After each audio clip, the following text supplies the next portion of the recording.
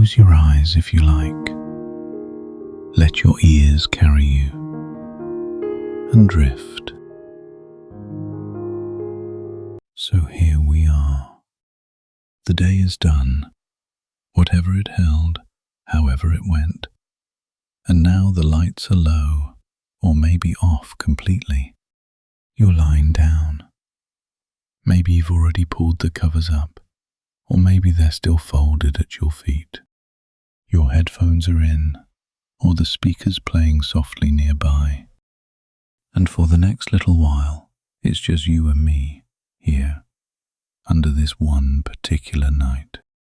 I don't know exactly where you are, what city, what room, what part of the world, but I know it's nighttime for you, and that's enough. This one night, the same one I'm thinking about as I talk to you now, we're going to spend a little time together, gently looking up and out, and noticing a few quiet things about the sky above and the ground below. There's nothing you have to do, just some things to notice, if you'd like. Let's start close. Right where you are, there's a pillow under your head. You can feel its weight pressing back, shaped gently around you.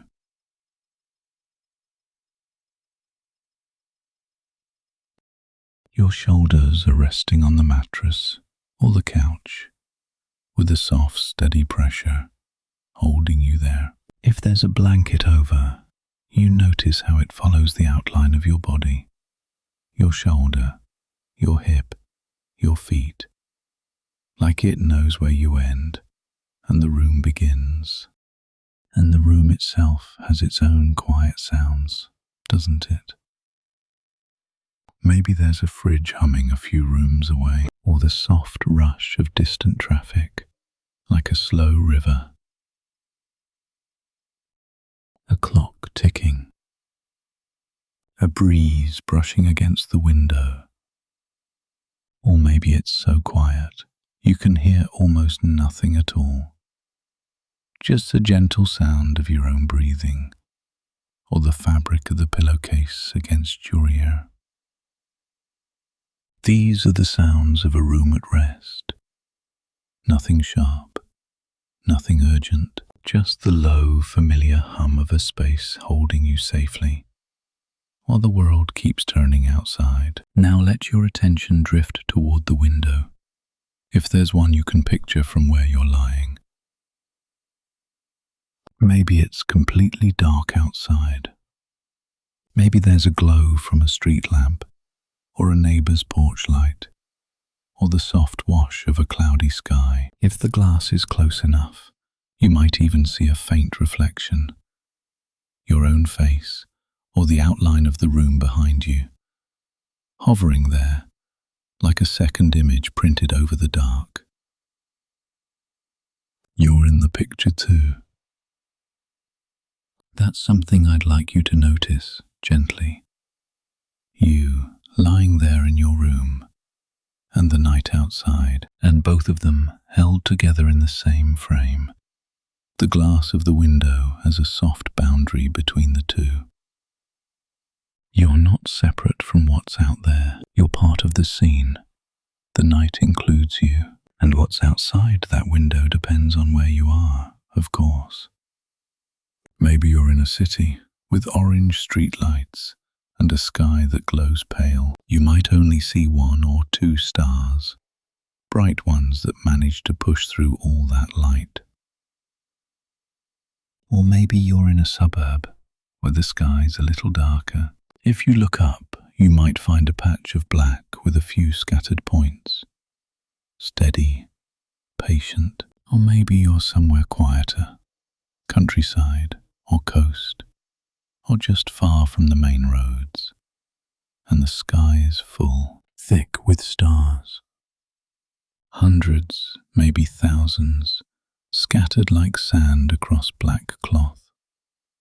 Wherever you are, whatever you can or can't see, it's still the same night sky above us, the same wide ceiling stretched quietly overhead, The same one above your street, above the next city, above the far edge of the continent, and all the way to where the sun is rising on someone else's morning. One sky.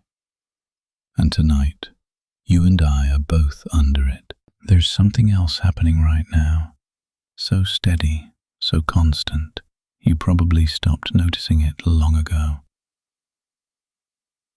The earth is holding you, not trapping you, just holding you.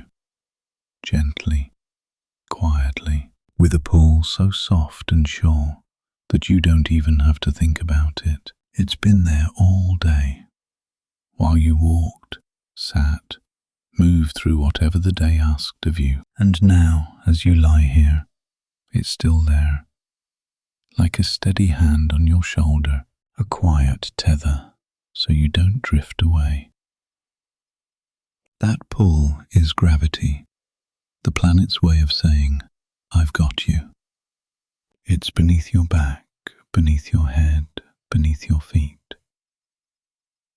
A soft, constant hug from below, and it'll keep holding you all night long while you rest.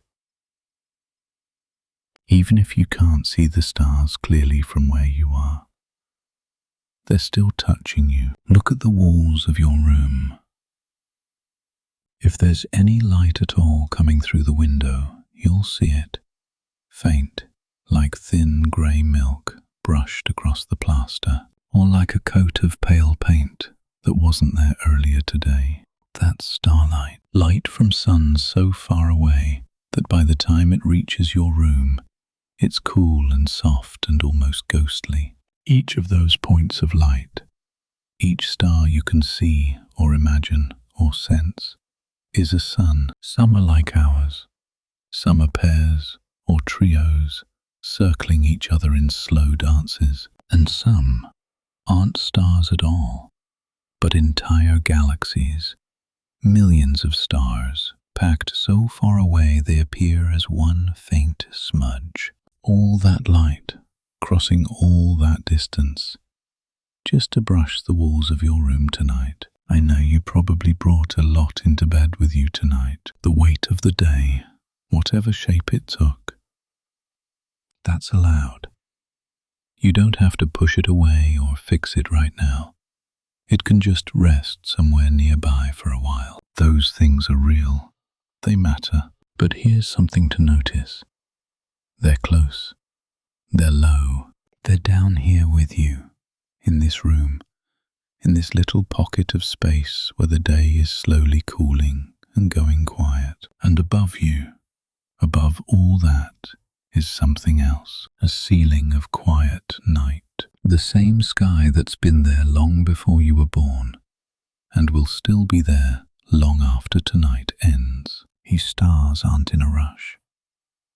They don't need anything from you. They're just keeping watch, distant and patient, like soft lights left on in windows across a sleeping neighborhood.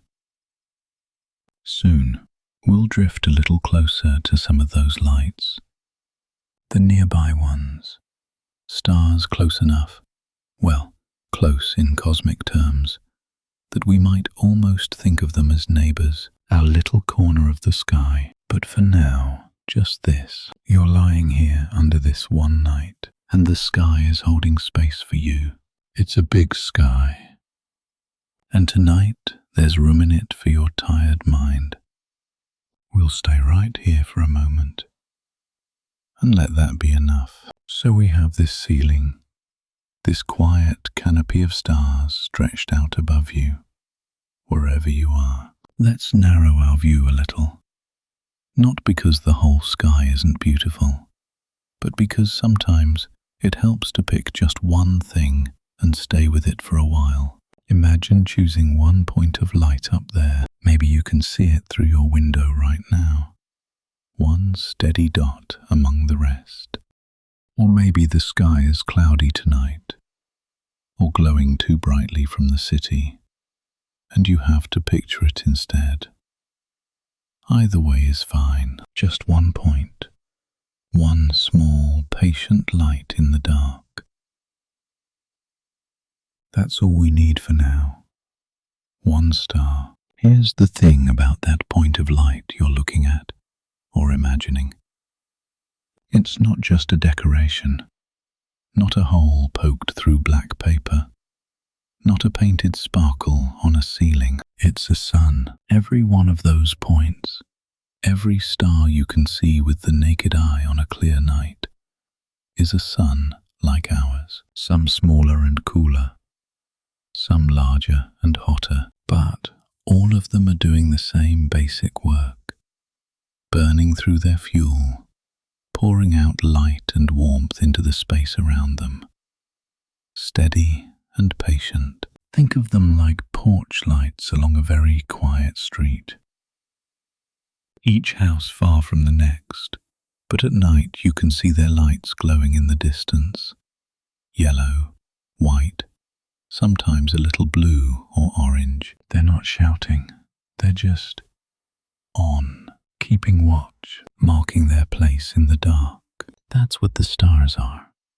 Porch lights, scattered along a road so long it's easier to picture than to measure. Now, one of those porch lights is ours. You already know it, of course. You've been living under its glow your whole life. The sun.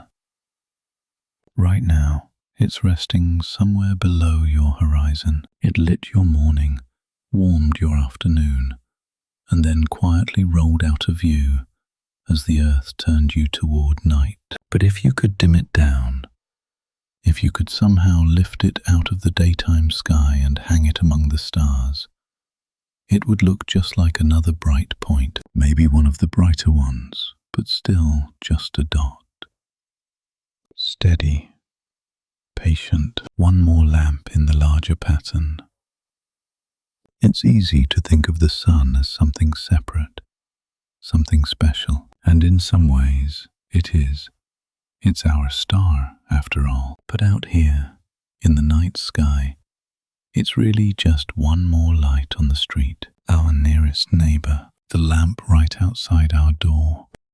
And here's what I find quietly comforting about that. The sun isn't the center of everything. It never was. It's one ordinary star in a crowded city of stars, a medium-sized lamp, burning at a medium temperature, in a medium quiet part of the neighborhood. Nothing extreme, nothing unusual, just steady, reliable, doing its work. The same star that warmed your skin this afternoon, that grew the food on your plate, that pulled water into clouds and let it fall as rain. It's just one more dot of light when you zoom out far enough. And somehow that makes it easier to rest, doesn't it? To know the world you live on, the ground holding you right now, is tucked inside a larger, calmer pattern. You're not at the center of a stage. You're just in one room of a very big, very quiet house. So let's think about that street for a moment, our little corner of the neighborhood. The sun isn't alone out here. It has neighbors, other stars scattered at different distances. Some are closer, some a little farther. If you picture space as a long dark road at night, these stars are like houses spaced out along it, far enough apart that you'd never confuse one for the next, but close enough that, if you looked out your window, you'd see their lights glowing faintly in the distance. This is what we might call our local stellar street. A small stretch of space, like a long, quiet road at night, where a handful of stars keep quiet company with each other. Not crowded, not lonely. Just spaced out in a way that feels tidy, peaceful. You live here,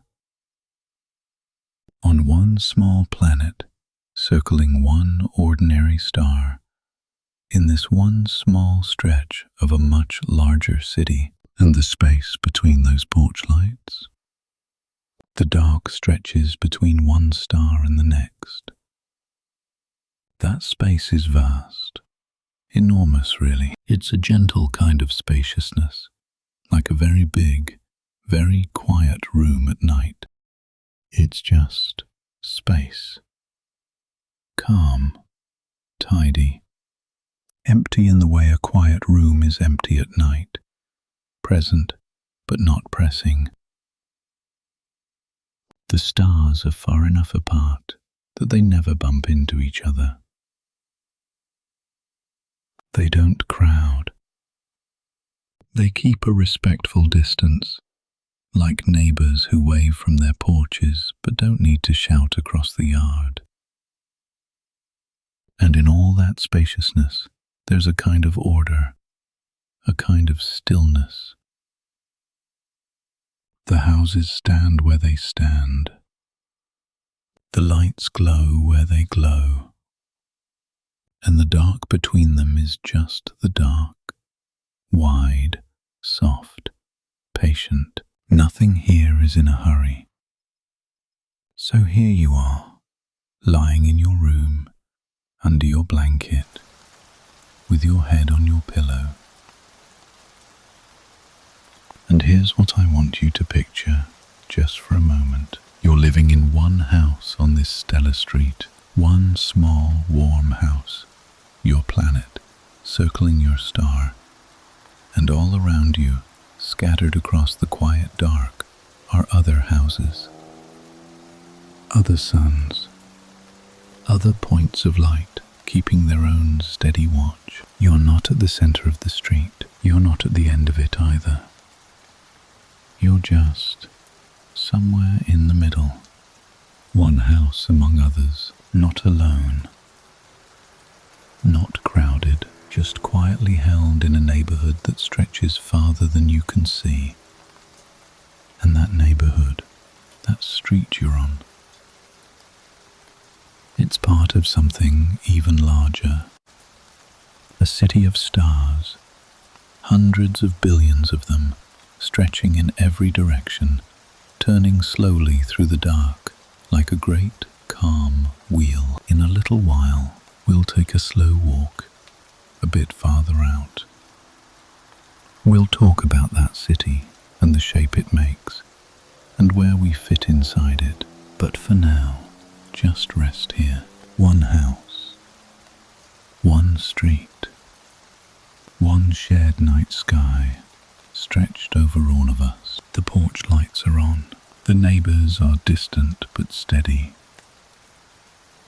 And the night is wide enough to hold it all.